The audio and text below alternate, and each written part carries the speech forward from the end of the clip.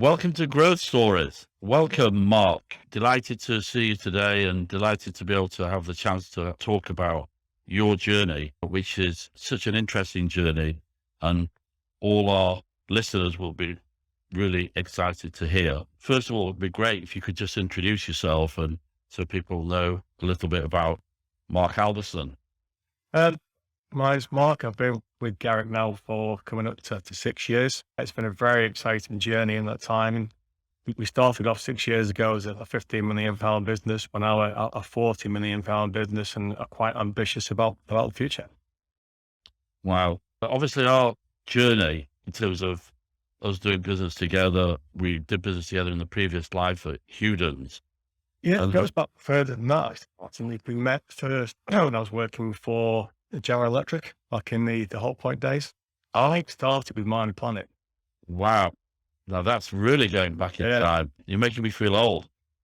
I'm the one with the grey hair.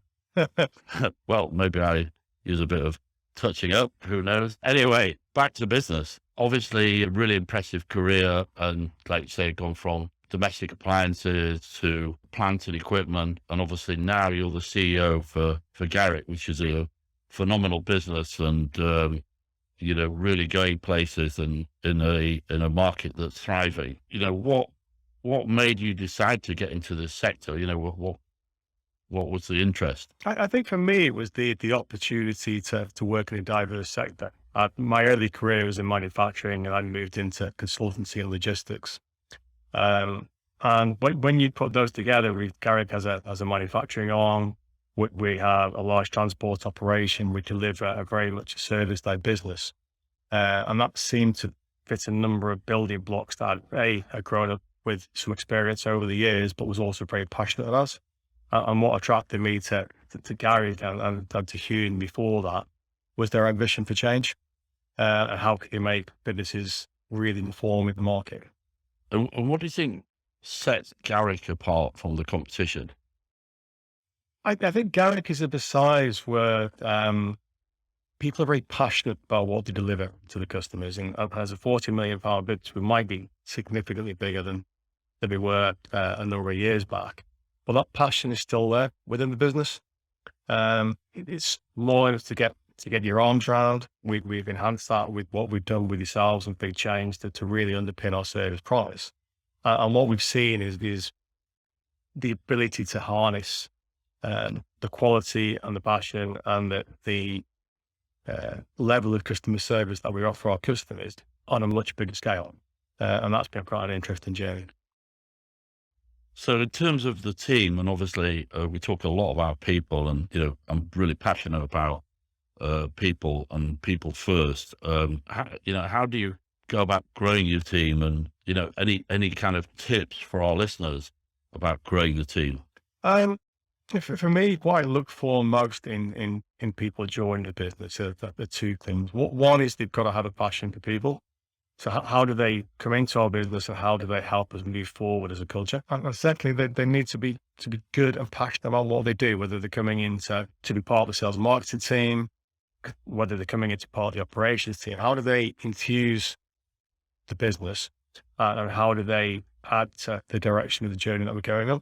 If you look at a number of people in Garic, we have quite a homegrown talent pool.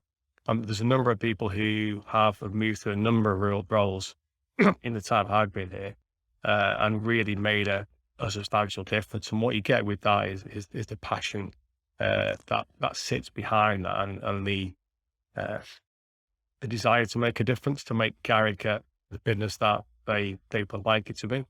And really, that is the same criteria we look for from a external recruiter, looking for somebody who can add to that, possibly a bit more skills, possibly within an area where we need to develop our knowledge.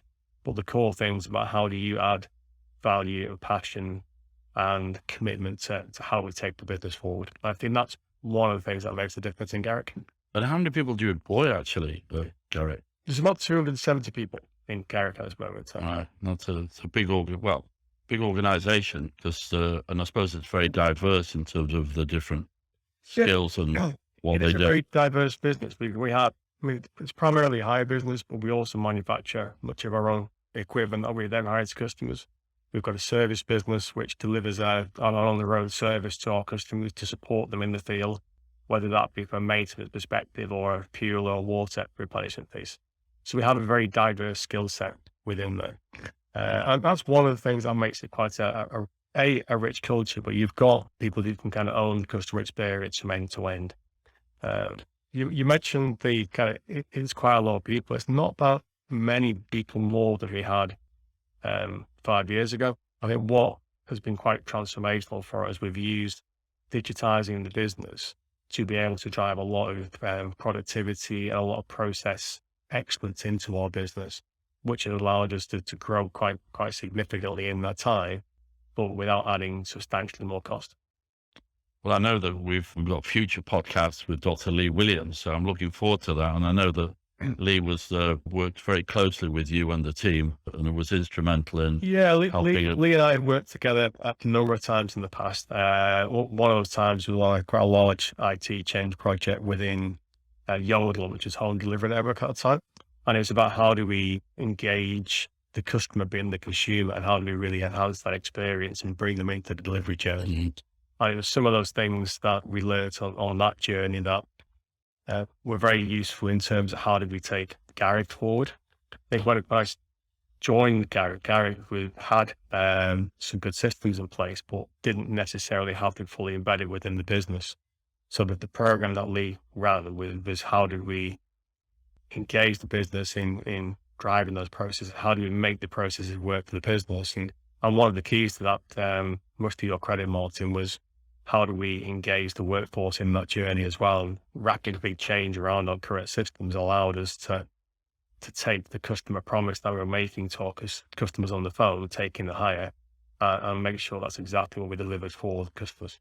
And I think the big thing is obviously that you invested ahead. So you knew that the project wasn't something that necessarily the business could deliver on its own. It needed some support, and obviously Lee helped during that process. And I think I would say that's probably a important message for other businesses. The key thing for me in that was treated the project as a business change project. It wasn't an IT project. We weren't trying to fix the IT. We were trying to fix the end-to-end business and how we engage people in that along the way. Meant by at the end of that, then there was true ownership of the processes and how they work, and that really has been a platform for the business moving forward. We're now a very data-rich environment, and we have teams that are using that data very constructively now to identify other areas of improvement in terms of how they deliver our customer service. So one of my favorite questions is, what would you say maybe small change or game changing, what's in terms of intelligent decisions or things that have happened, what do you think would be one of your most memorable projects or successes at Garic? I do honestly think that there's two things that stand out for me really. One was really setting the platform that we built Garic upon. So using our ERP system, making that work for the business and enhancing that. And the key thing behind that really was the use of the tablet technology, because we were able to engage the end-to-end workforce in that, which meant it wasn't a process that was being imposed on the workforce. It was a process that was enabling the workforce to do a better job for the customer. And Lee's support and the rest of the team that were involved in that program, specifically people like Ian Newton or Phil Hibbert, had a significant effect in engaging the end-to-end process. And what we have now is a very repeatable process that people buy into and use to really deliver excellent customer service. The other project that stands out was, as we started to expand our depot network, was establishing of the depot. There we've got an excellent opportunity for growth in the business. We've got a depot which consistently punches above its weight, and maybe use that to model a number of things across our business and develop a depot operating platform that we've then rolled out into our other depots as we expanded. Now, I know Mark Albiston has a private life, a personal life, and he is married and he's got a lovely family. And I know you work long hours and so dedicated to what you do.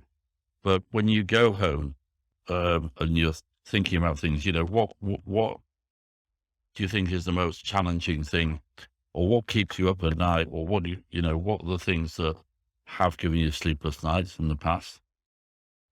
There's probably a lot that gives me a sleepless nights from time to time.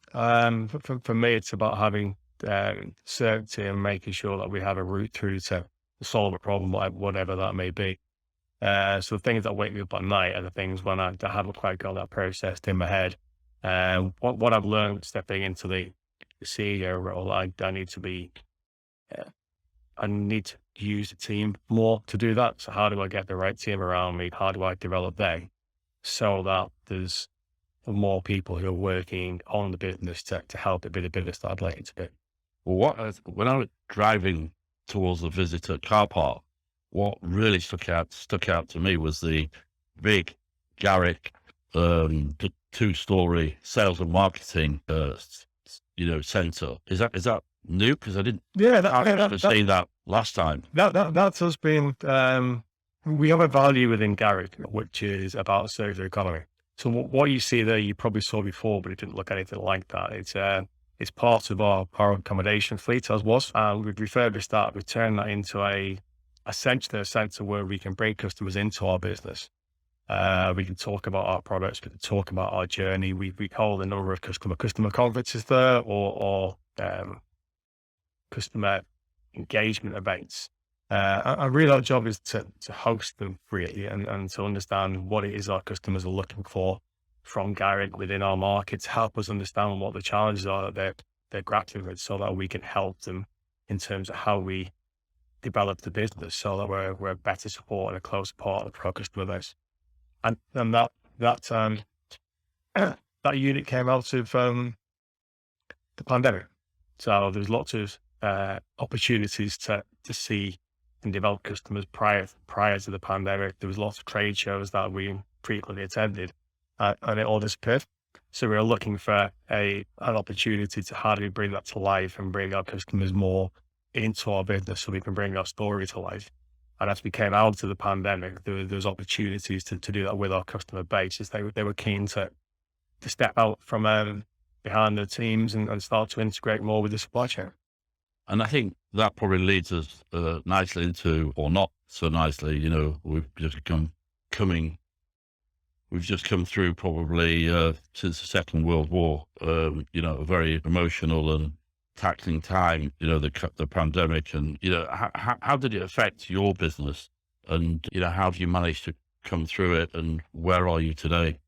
I think for Garic, it has been certainly a journey.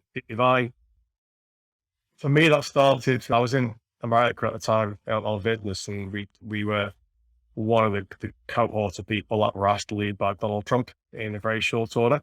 And that was the start of our pandemic. We'd seen a number of things coming, so we had a few things in place from a continuity perspective, but probably like all the rest of your customers or people listening to the podcast, I think it was a challenge that was certainly unprecedented, which is an overused word.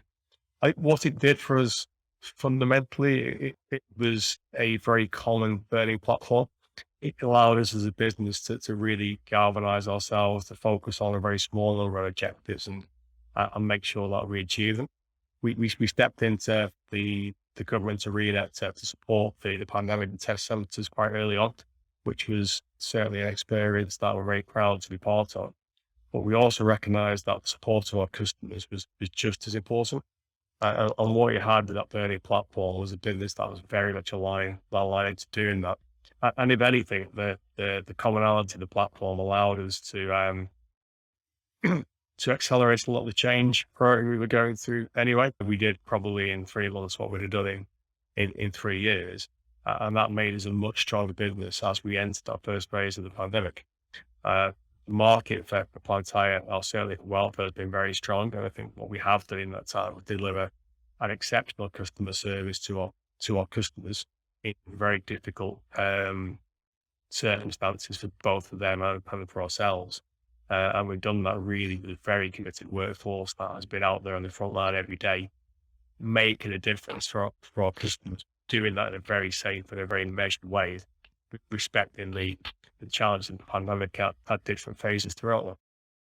So, looking to the future, ambitions, objectives, what would you say your biggest objective is, and your, real ambition, for you and the team and I the think business? from a Garic perspective, the objective is quite simple, really. If I look at what we do as a business, we're a very sustainable plant type business. The company's been built on kind of hybrid and solar technology. I think that puts us in a very good position to, as a platform to which to grow. So my ambition is really twofold. Is really to become a market leader in sustainable solutions for our customer base, and through doing that to grow the business into a bigger version of what it is today. Because I think there's space in the marketplace to deliver a high quality service, sustainably orientated, on a bigger platform. I think Garic is well positioned to do that. And just in terms of Mark Albiston, the CEO, because obviously I've seen you move through the ranks, and now you're the CEO of the business. What you've learned in this new role, what can you share with the audience in terms of you, the CEO, entrepreneur of this very traditional business, but very growing business? Two lessons for me. One is about making sure that you have the right objectives in place, making sure they're very clear, they're communicated. How do you engage your business in that? Because we can have a very, very ambitious plan to improve the business, but unless we engage 270 people, then we're going to be limited to how we can do that. So clarity of objectives, clarity of that vision for the business, and how we engage people in that. The other thing is to make sure that you have the right team around you to deliver that. My experience as an operations director was very much about improving things, fixing things, making them better. Stepping out of that into a CEO role is very much more about growth and how do we leverage our strengths and our capabilities and our people assets to do that. And that's really about how do we inspire them to be part of our journey.